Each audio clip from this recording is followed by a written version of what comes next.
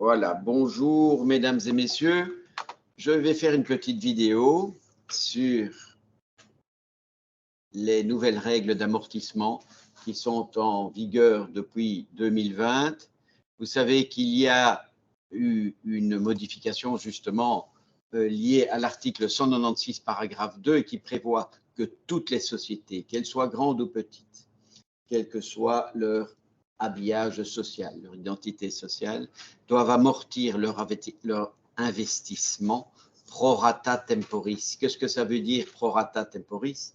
Ça veut dire qu'on doit tenir compte du nombre de jours qui restent jusqu'à la fin de l'exercice, au moment où on enregistre l'amortissement. Et nous allons, pour clarifier cela, faire un exercice. D'accord?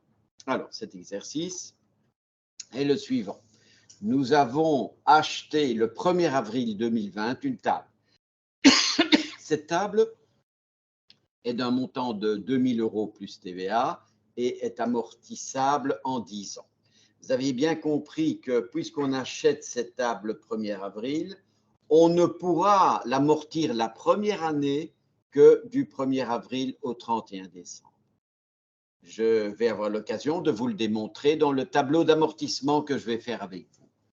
Je vous demande de passer ensuite au journal l'écriture d'amortissement de 2021.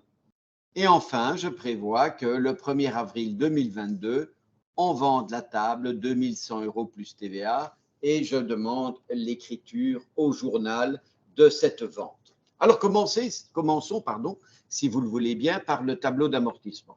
Je vous ai dit, le 1er avril 2020, on achète cette table, on l'achète 2 000 €. Le prix d'achat est de 2 000 €. Normalement, puisqu'on prévoit un amortissement en 10 ans, normalement, je devrais amortir 200 €. Mais comme j'ai acheté cette table le 1er avril, vous voyez ce que j'ai fait. J'ai fait 200 moins 90 365e fois 200, c'est-à-dire que je ne peux amortir que 150,68 €. Attention, je vais procéder donc à un raccourci en fait de ce chiffre, de ce nombre, puisque je ne prévois que 2 chiffres après la virgule, étant donné que la comptabilité se tient en euros et en centimes. Hein. D'accord?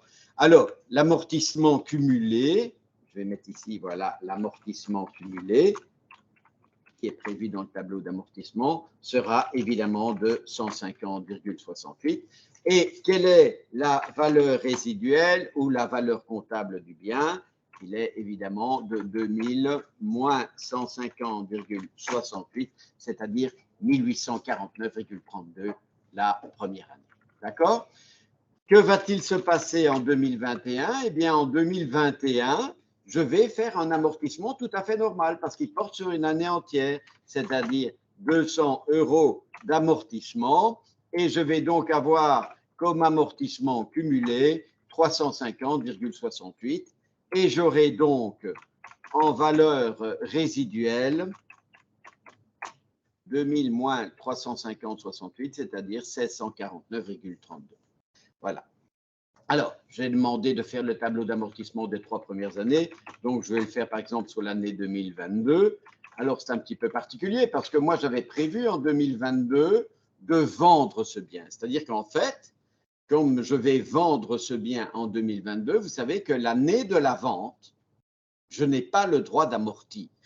Donc, par conséquent, je ne tiendrai pas compte de cela dans mon tableau d'amortissement. Je n'amortirai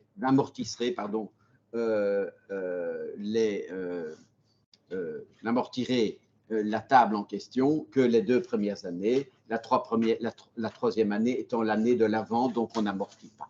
Est-ce que c'est clair pour tout le monde? Oui. Alors, mon écriture d'achat de la table, tout à fait classique. Dans un 2400, je mets 2000. Dans une TVA sur achat 4110, je mets 420.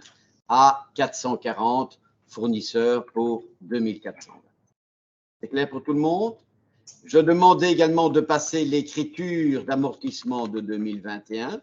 L'écriture d'amortissement de 2021 n'avait aucune difficulté particulière puisque j'amortissais pour une année entière.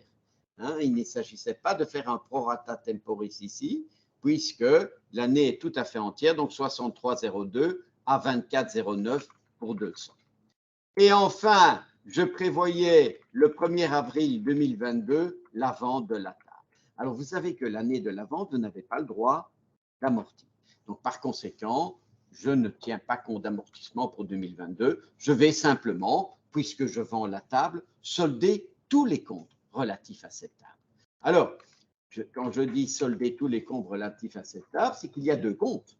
Le compte 2400, il s'appelle comment ce compte 2400? Eh bien, puisqu'il se termine par 0 et que c'est un immobilisé, c'est une valeur d'acquisition. Bravo, madame, c'est une valeur d'acquisition, vous avez tout à fait raison. Et combien est-ce qu'on avait dans la valeur d'acquisition? 2000, c'est parfait. Nous vendons cette table combien, les amis? Nous vendons 2100. Nous sommes bien d'accord? Donc, pour la TVA, nous avons 441. Alors, la question qu'on se pose, oui, bien sûr, il va y avoir une plus-value puisque tu la vends plus cher que ce que tu as acheté. La question qu'on se pose, c'est qu'est-ce qu'il y a dans l'amortissement acté? Dans l'amortissement acté, ce n'est pas difficile. Il suffit de reprendre la valeur du tableau d'amortissement qui était de 350,68, c'est bien ça? Voilà. Alors, on a vendu cette table combien? On l'a vendue 2100 plus la TVA en question, c'est-à-dire que la créance du client, ce sera de 2541. Alors, je vais me dire, mais qu'est-ce qu'il y a dans la plus-value sur réalisation d'actifs immobilisés? Eh bien, il suffit de faire la différence. Hein. Donc, vous allez faire ceci, plus cela, moins cela et moins cela. Tu vas donc arriver à une plus-value de 450,68. C'est ce que vous aviez? Donc, attention, c'est très important. Ceci, ça s'appelle une plus-value sur réalisation d'actifs immobilisés. Alors, c'est très, très important parce que beaucoup d'étudiants ont tendance à confondre la plus-value sur réalisation avec une plus-value de réévaluation qu'on verra l'année prochaine au cours de comptabilité approfondie et qui n'a strictement rien à voir avec ceci. Je vous rappelle qu'en comptabilité, réaliser, ça veut dire vendre. On est bien d'accord? Donc, ici, c'est une plus-value sur la vente. Alors, vous pourriez très bien me dire, mais monsieur, je pourrais très bien utiliser un compte 74 plutôt qu'un compte 76 pour la plus-value. Regardez un peu dans votre plan comptable. Est-ce que vous trouvez une plus-value sur réalisation dans un 74? Dites-moi un peu. Regardez dans votre plan comptable. Est-ce que vous trouvez, je répète, une plus-value sur réalisation dans un 74? 74. Il y en a pourtant, hein, c'est le 741, c'est ça. Et lis un peu le 741, plus-value sur réalisation. Immobilisation corporelle. Donc, c'est possible. Hein. On pourrait utiliser un 741. Mais quelle est la différence entre le 741 et le 763? C'est-à-dire, quelle est la différence entre un 74 et un 76? Eh bien, cette différence est simplement liée au fait que, voilà, il se fait que de temps à autre, vous revendez une immobilisation partiellement amortie. Vous utiliserez dans ce cas-là un 74. Et si c'est un fait vraiment exceptionnel, vous utiliserez plutôt un produit non récurrent qui est le 763. Est-ce que c'est bien clair pour tout le monde? Alors, il y avait encore une chose qu'on demandait dans cet énoncé. Est-ce qu'on demandait de remplir l'annexe, les amis?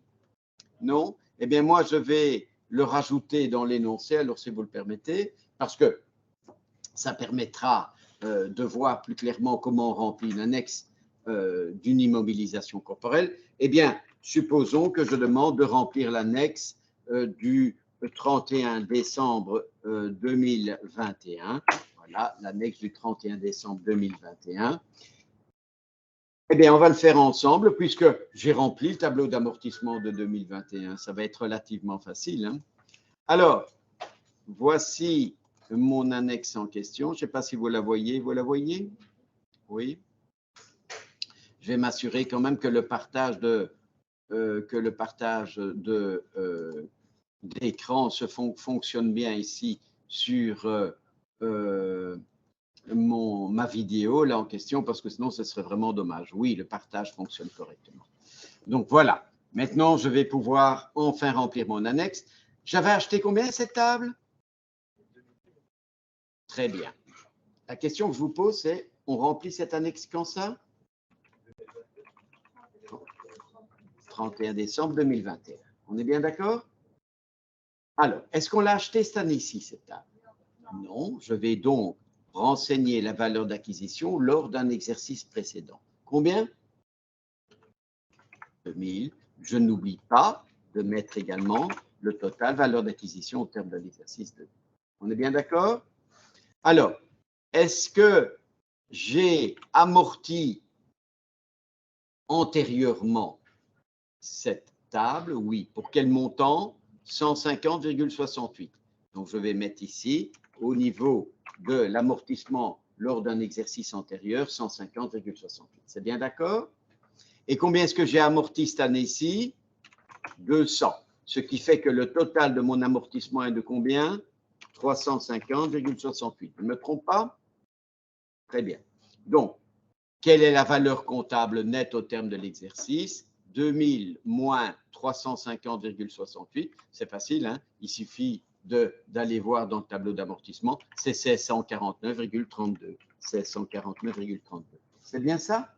Eh bien, voilà mon tableau d'amortissement de l'immobilisation corporelle de la table ici en question que j'ai établi le 31 décembre 2021 est parfaitement rempli. Est-ce que c'est clair pour tout le monde? Je peux arrêter donc le partage et je peux arrêter ma vidéo. Je vous remercie de votre bonne attention.